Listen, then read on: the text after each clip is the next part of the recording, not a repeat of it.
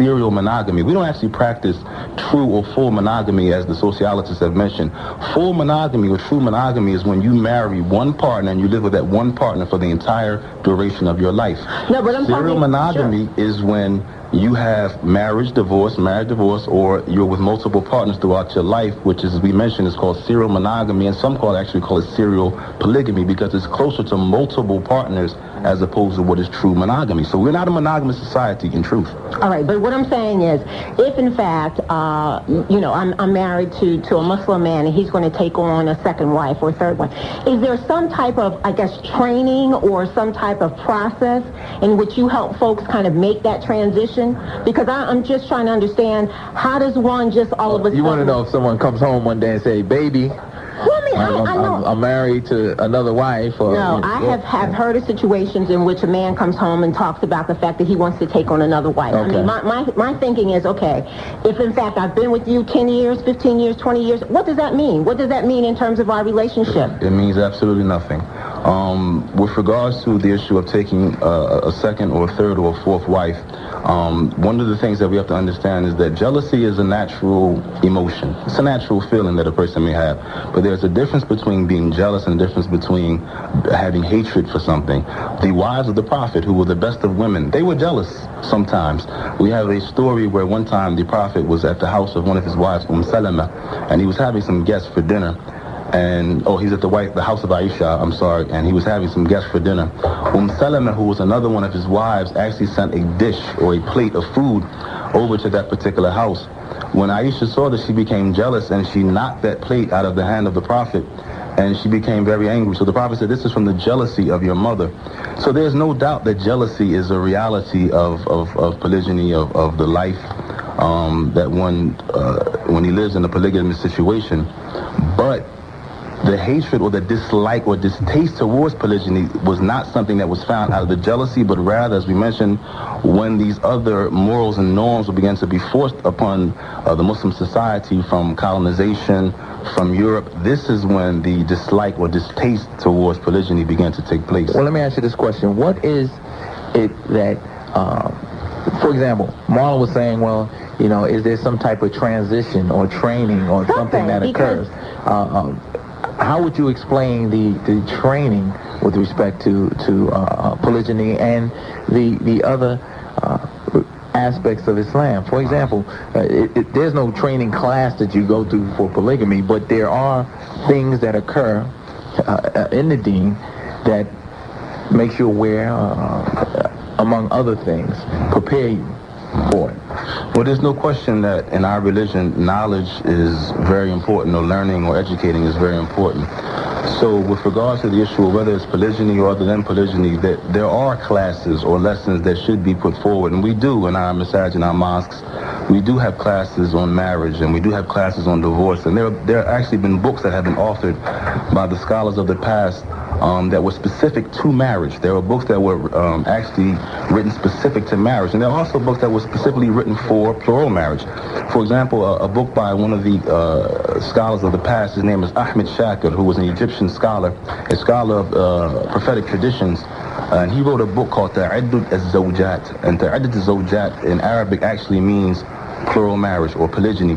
So there were actually books that were dedicated to this particular subject, written solely and for the sole purpose of the issue of polygyny. So there's no question that we must educate our sisters and our brothers with regard to the rights and etiquettes of plural marriage.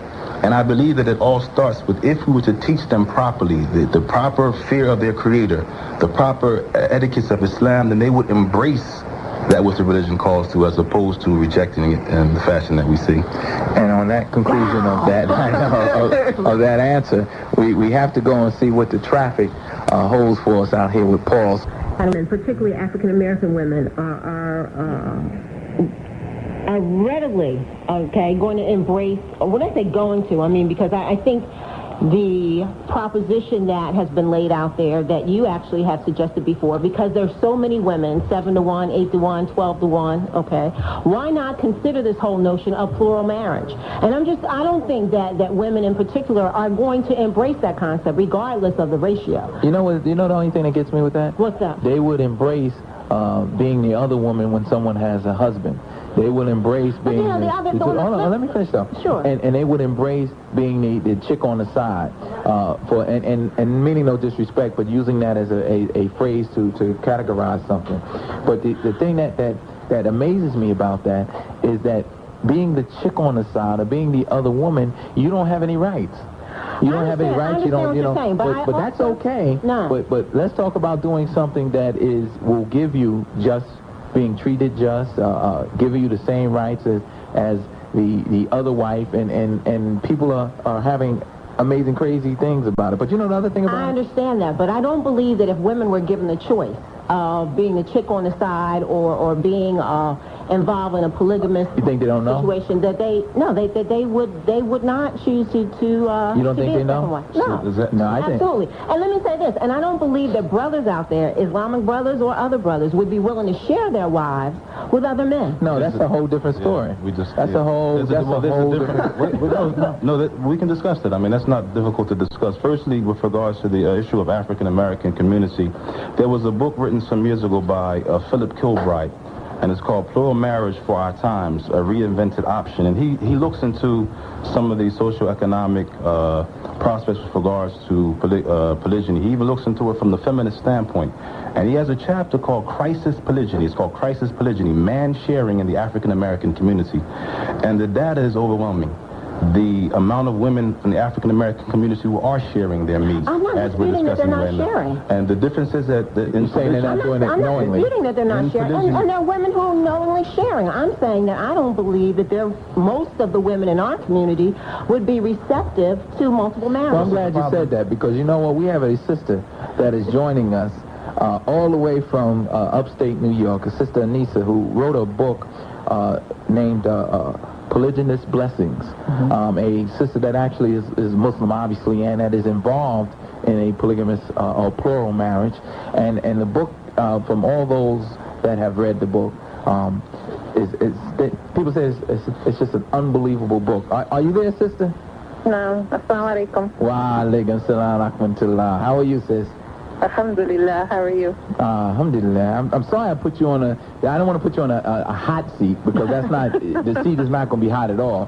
But one of the things that you can enlighten us about is the whole concept of being into a plural marriage, the relationship that one would have with the sister wife or the co-wife. And you can give it from a perspective that unfortunately I'm not able to do. So why don't you help us out here? Okay. Well, I just a little background. I've been married about 2 years, and I've been in polygyny for 1.5 of those years. So the majority of my marriage I've been in polygyny. And I guess, you know, like the brother was saying, Brother Hassan Malik was saying earlier, you know, issues of jealousy and these types of emotions, you know, are definitely a natural thing that women experience. But there's a difference between, you know, feeling these emotions and then reacting on those emotions. And as a Muslim, you know, we're supposed to accept everything that, you know, our Creator has legislated, because our Creator created us and therefore knows us better than we know ourselves. And so one's acceptance of polygyny is tied to their trust and their belief in Allah and in Allah's wisdom and, you know, justice in everything that He legislates. Can I ask you this question, though? Just to clarify, you were the first wife? Yes. And then your husband took on a second wife? Yes.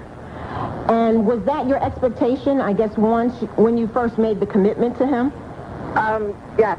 Actually, we had discussed polygyny before we even got married, and I actually let him know that it was something that I was open to because of examples that I had seen within the Muslim community of polygynous marriages and the benefits, and also just because of my belief in, you know, Islam, my holistic belief in Islam. So we talked about it, and I let him know, you know, there came a point where he was able to take on another wife and to benefit another sister in the community, because, you know, in Islam, there's a narration from the Prophet, peace and blessings be upon him, where he says that none of you truly believes until you want for your brother what you want for yourself. And that also is talking, when he says brother, I mean, it also applies to sisters as well.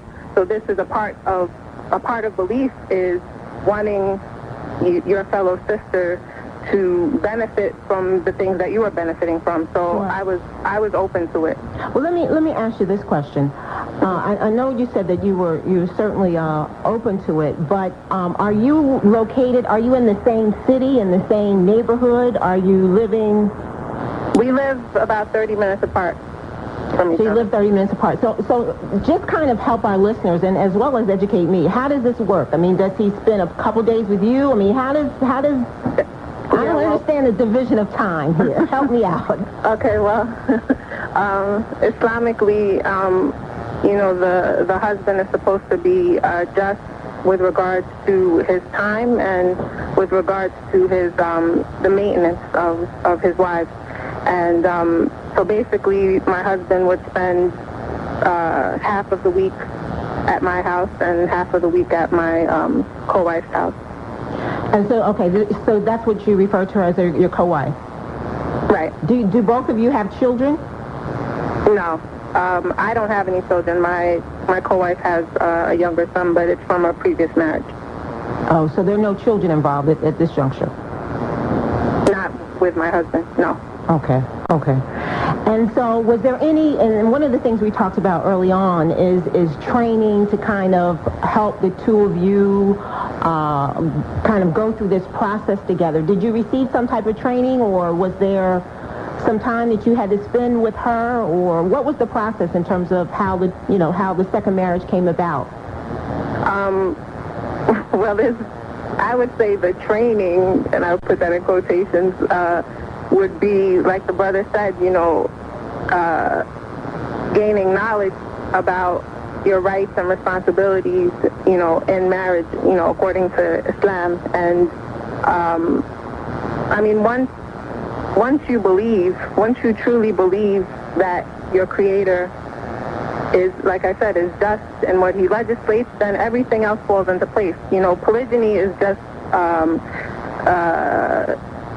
an aspect of Islam, and by itself, you know, you know, you accepting polygyny without having correct belief in your Creator is irrelevant. It doesn't matter. So once you have the correct belief, then everything falls into place. As far as, you know, me interacting with my co-wife, I knew her before my husband married her, but we really didn't develop any type of relationship until after they got married.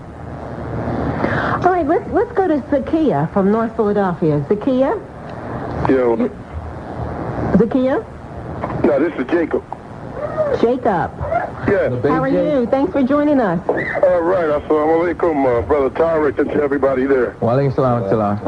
Oh, yes. Yeah, you know, when I heard the topic, man, I really wanted to get in there, you know, as one practicing, you know, and people have so many. We were just talking about this before you even listened to the program. I was talking to this with some Jehovah's Witnesses, you know, and they were surprised, you know, at some of the answers that I was giving them, you know. So, Brother Jacob, how many wives do you have? 2. You have 2 wives? Yes. And how long have you had 2 wives? This is going into about the 5th year now.